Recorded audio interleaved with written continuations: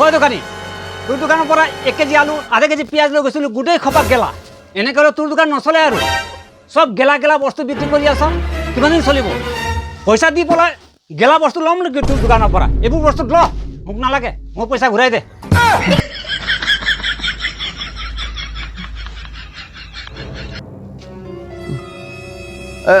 কি বোলে গোটেই বস্তু গেলা নেকি বাৰু গোটেই খপা গেলা গোটেই গেলা আলু 1 কেজি দিছিলোঁ সেইটো গেলা আৰু পিঁয়াজ আধা কিলো সেইটো গেলা নেকি গোটেই গেলা মহাশয় মইতো বেনাৰে দিছোঁ দেখোন দোকানৰ নামটো আপুনি পঢ়া নাই নেকি বাৰু চাওকচোন পঢ়ক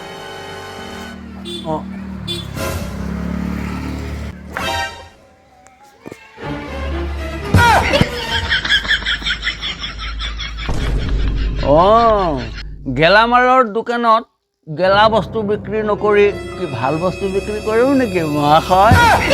গম পালে এতিয়া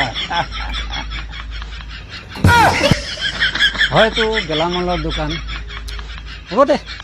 গৰু ছাগলী হ'লেও খাব এই টোপলাকেইটা দে লৈ যাওঁ